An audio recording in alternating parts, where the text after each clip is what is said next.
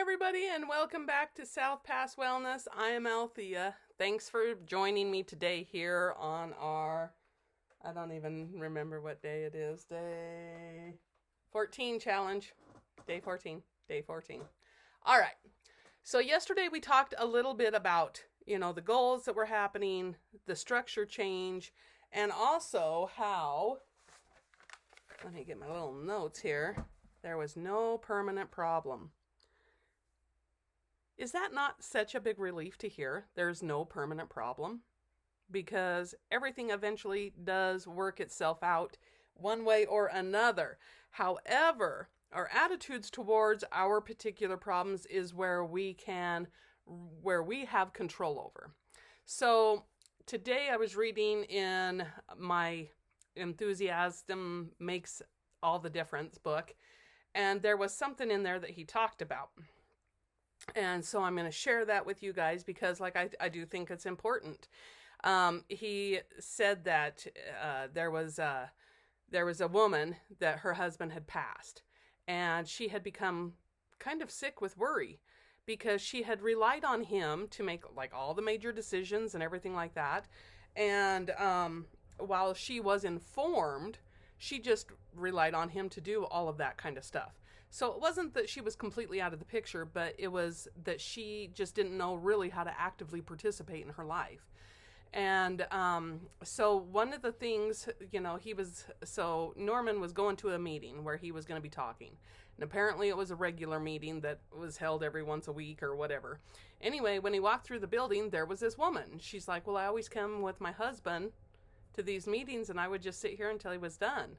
And so he's like, okay, you sit here, and after this meeting, we're going to handle your problem of this worry. And so he went in there to the meeting, and he talked with a guy, and he organized for a job to be had for this woman. Now, it was going to be a part-time job from 9 in the morning till 1 in the afternoon, and she would be working actually for free.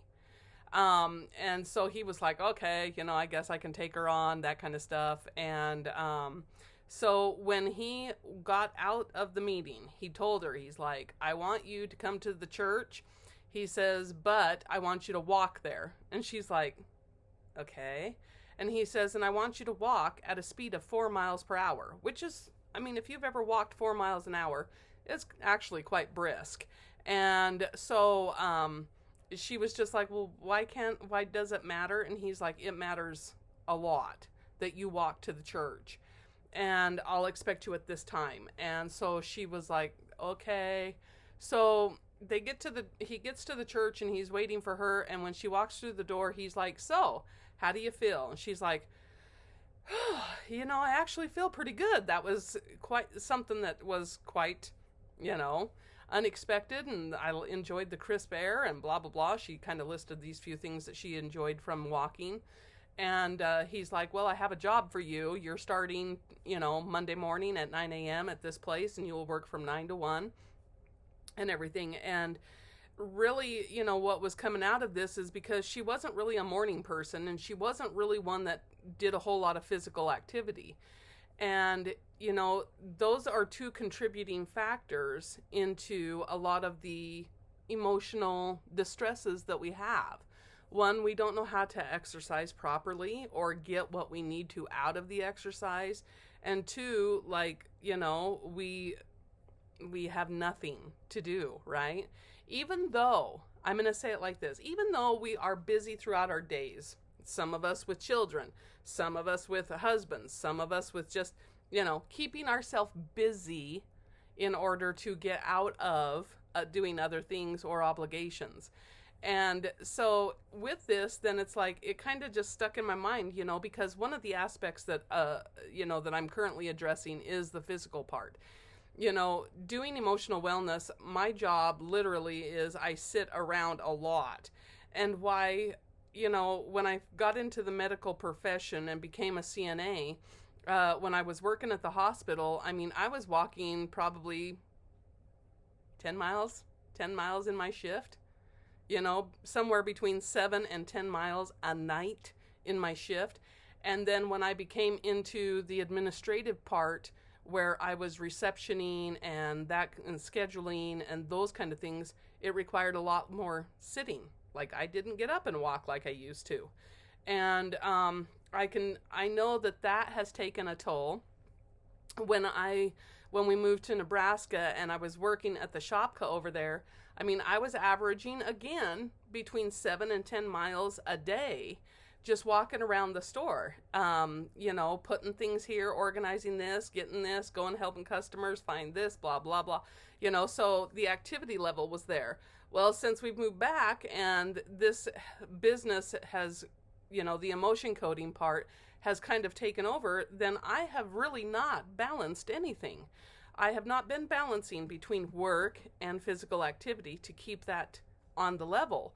And so I can see how, like even over the course of Wednesday to Monday, how them 4 pounds just boom got right there because of me being sedentary.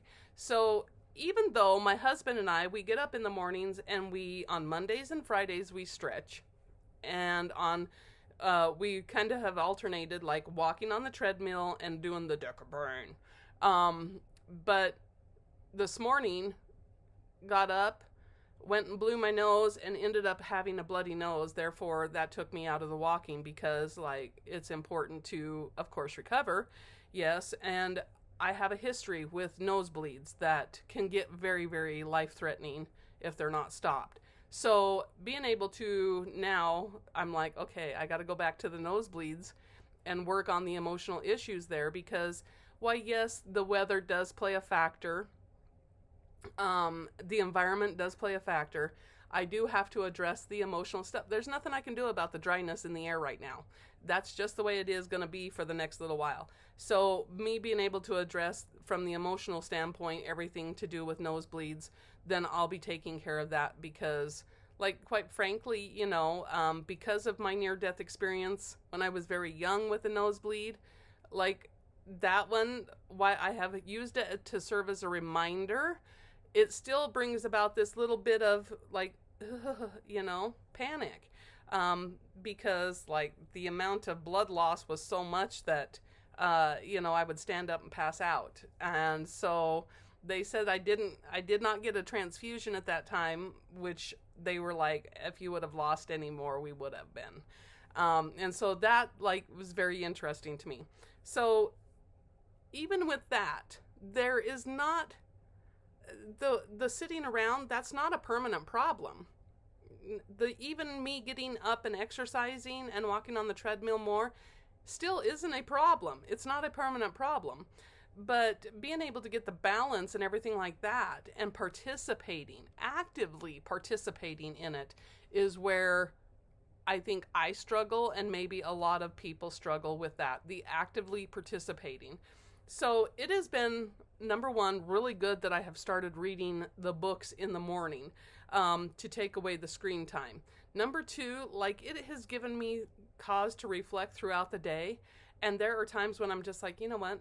Get on the little trampoline, get on the treadmill, do these little things. Because the little things are what pays off, and they help you solve the big problems. Because while the answer may not be there today, maybe in a week, as long as you keep working it, then that's where the solution comes in. And honestly, like knowing that there's no permanent problem, that is such a comfort. And also knowing that this particular situation is temporary is also very comforting. So big changes from little efforts, that is where it's at. So what are things that are, worrisome for you? Is there a particular situation that's going on in your life that you can kind of put into that context of, okay, well, how do I get out of this? Now, back to the book and the lady that was working. So the follow-up on that is that she was, her having the job at 9:00 in the morning was a shock factor to her, because like literally she wasn't really a morning person. She would get up leisurely and all that kind of stuff. But what happened is she found that she had a lot more enthusiasm. She felt her ability to start making decisions and actively participate in her own life take away the worry. Because, information is potential power. It's until we start using that stuff in our daily lives that it becomes the real power.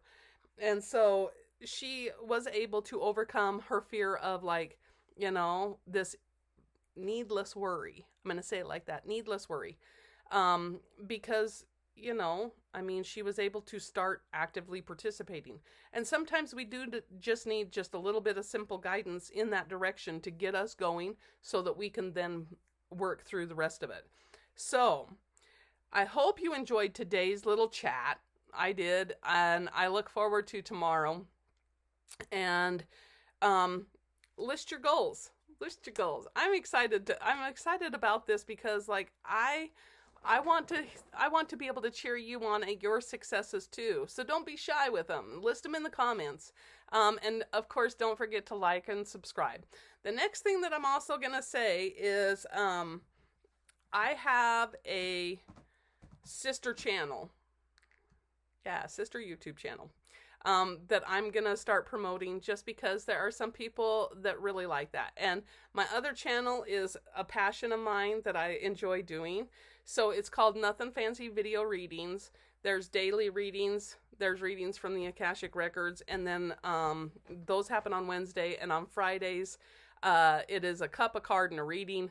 So if you have a question or something like that, you can post it in the comments on the two different types of videos, and we can get those answered. And of course, it's for subscribers only. If you only view the channel, I don't want you posting on there. I want you to subscribe because I want you to commit to it. So we're promoting that too. And of course, I cross promote on that channel for this one as well. So I hope that people that are switching back and forth are getting some fulfillment out of both channels. And I hope it helps in everything. So until tomorrow, don't forget to hit the thumbs up because that helps with the algorithm. And don't forget to like and subscribe. And we will see you tomorrow.